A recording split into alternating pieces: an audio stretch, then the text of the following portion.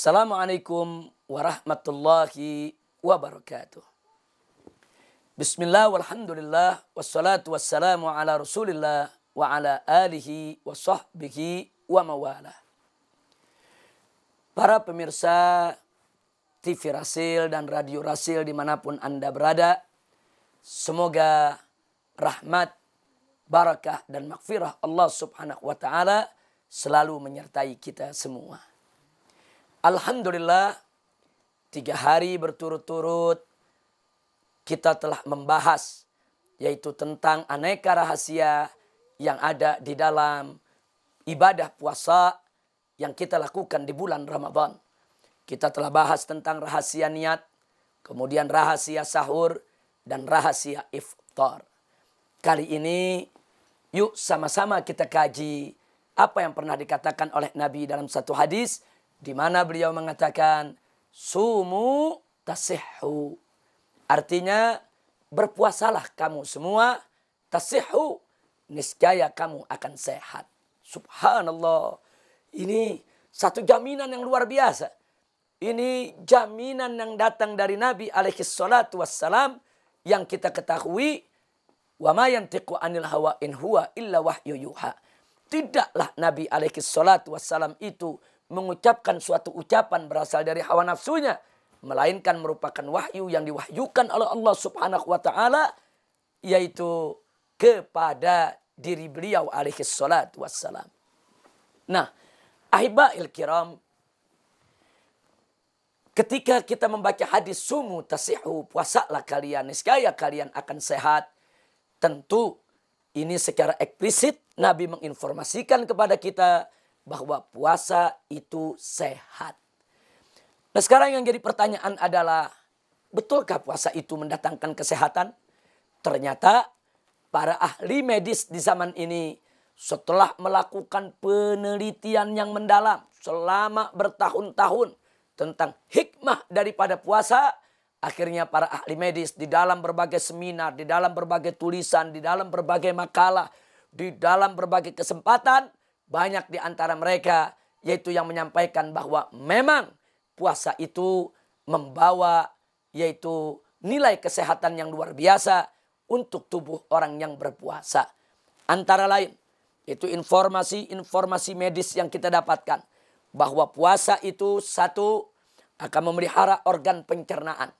2, membersihkan tubuh dari toksin-toksin, dari racun-racun yang bisa merusak tubuh. 3, bisa menekan kadar gula darah. 4, bisa menjaga kestabilan ginjal. 5, bisa menyeimbangkan kolesterol. 6, akan mampu melancarkan peredaran darah. 7, bisa menormalkan kerja saraf. 8, menyegarkan jaringan otak. 9, menstabilkan pertumbuhan sel dalam tubuh kita. Dan ke-10, bisa memperlambat pengeriputan kulit. Subhanallah. Ini dipaparkan oleh para ahli medis. Ini dipaparkan oleh mereka yang ahli di bidangnya. Ternyata sebelum para ahli medis ini menyampaikan manfaat puasa sedemikian rinci, yang antara lain sudah kita sebutkan tadi, Nabi alaihi salatu wassalam sejak 15 abad yang lalu telah mengabarkan kepada kita, sumu tasihhu, puasalah kalian, niscaya kalian akan sehat. Yang menariknya, ibadallah, segenap para pemirsa TV dan Radio Rasil dimanapun Anda berada. Yang tidak kalah menariknya, ternyata di alam fauna dan flora, ternyata puasa itu juga punya manfaat. Bahkan ada jenis-jenis hewan dan jenis-jenis tumbuhan yang berpuasa di waktu-waktu tertentu. Di antara lain, 1, mari kita perhatikan ayam betina ketika sedang mengerami telurnya untuk ditetaskan. Ayam betina yang mengerami telur, dia tidak minum, dia tidak makan, dia berpuasa. Kenapa ayam tadi berpuasa? Karena dengan puasa akan meningkatkan suhu daripada tubuhnya, sehingga memperoleh panas yang cukup untuk menetaskan telurnya. Oleh karenanya, manakala ayam betina mengerami telurnya tapi tetap tidak berpuasa, tetap makan, tetap minum, maka dia akan sulit mengerami telurnya hingga menetas. Karena suhu tubuhnya tidak memadai. Subhanallah. Ternyata ayam itu memiliki naluri. Kalau ingin mengerami telur, kalau ingin menetaskan telur, kalau ingin mendapatkan generasi penerus, maka dia harus berpuasa. Dan ayam-ayam betina tadi berpuasa. Subhanallah. Bukan hanya ayam. Bahkan sampai binatang yang bernama ular. Itu ketika ingin mengganti kulit dari kulit lama yang dianggapnya sudah usang, ingin diganti dengan kulit baru yang lebih bagus, ternyata ular-ular tersebut juga berpuasa. Kenapa ular itu berpuasa? Supaya naik panas suhu tubuhnya. Begitu naik panas suhu tubuhnya, maka kulit-kulit lama akan terkelupas. Begitu kulit-kulit lama terkelupas, datanglah kulit baru yang lebih bagus. Subhanallah. Ternyata ular pun diberikan oleh Allah naluri. Kalau ingin kulit yang baru, kalau ingin kulit yang lebih bagus, kalau ingin kulit yang lebih baik, maka ular harus berpuasa. Nah, makanya kadang-kadang ular itu kalau kita perhatikan sedang ganti kulit, itu biasanya yaitu mati suri. Artinya dia tidak mati betulan, dia tidak bergerak. Sebetulnya dia sedang berpuasa. Dia tidak mau makan, dia tidak mau minum, dia tidak mau melakukan gerakan apapun. Biar badannya ini agak sedikit meningkat suhu tubuhnya. Begitu panas, maka kulit-kulit lamanya akan terkelupas. Subhanallah, walhamdulillah, wala ilaha illallah, wallahu akbar. Bahkan belakangan ini, ditemukan oleh para ahli flora, ada beberapa jenis tumbuhan, itu di bulan-bulan tertentu mereka berpuasa. Mereka tidak menyerap makanan melalui, yaitu daripada menyerap air daripada akarnya, atau mengelola daripada makanan melalui daun-daunnya yang terkena daripada sinar matahari. Ada di saat-saat tertentu mereka berpuasa. Mereka tidak makan, mereka tidak minum. Untuk apa? Supaya di waktu berikutnya tatkala musim berkembang, dia bisa menghasilkan bunga-bunga yang bagus, bunga-bunga yang baik. Subhanallah, lagi-lagi tumbuhan untuk mendapatkan bunga yang baik, bunga yang bagus, bunga yang bau semerbak, yang wangi. Ternyata ada jenis-jenis tumbuhan tertentu yang harus berpuasa terlebih dahulu.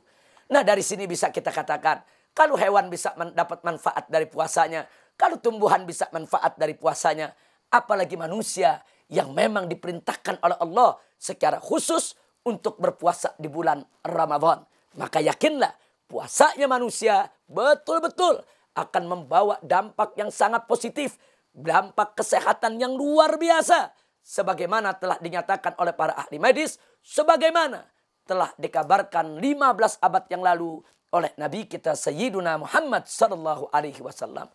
Oleh karena itu, kaum muslimin dan muslimat, jangan Anda pernah ragu untuk berpuasa. Jangan pernah Anda merasa berat untuk berpuasa. Ternyata berpuasa itu adalah untuk kebaikan kita juga. Kebaikan dunia dan akhirat. Kebaikan dunia untuk kesehatan kita. Dan kebaikan akhirat adalah untuk kebahagiaan kehidupan kita. Yaitu di alam akhir nanti. Ibadallah, setelah apa yang kita sampaikan barusan, akhirnya saya ingin ingatkan. Bagaimana puasa yang membawa kesehatan? Tentu puasa itu harus mengikuti puasanya Nabi. Bagaimana puasanya Nabi? Jangan lupa niat, jangan lupa sahur, dan lebih diakhirkan sahurnya lebih baik, dan jangan lupa untuk segera berbuka. Dan jangan lupa dalam berbukanya, mulai dengan basmalah dan doa, mulai dengan kurma dan air putih, sholat maghrib dulu dengan zikirnya, barulah kita memakan makanan yang berat. Insya Allah dengan puasa cara Nabi, kita akan mendapatkan kesehatan sebagaimana dijanjikan oleh Nabi. Sumu tasihhu. Puasalah kamu, niscaya kamu akan sehat. Sekian, terima kasih atas segala perhatiannya. Mudah-mudahan Allah memberkahi kita semua. Jangan lupa, mari selalu kita jaga persatuan kesatuan Islam. Jangan berpecah belah. Hadani Allah wa iyyakum ila siratihil mustaqim. Wassalamualaikum warahmatullahi wabarakatuh.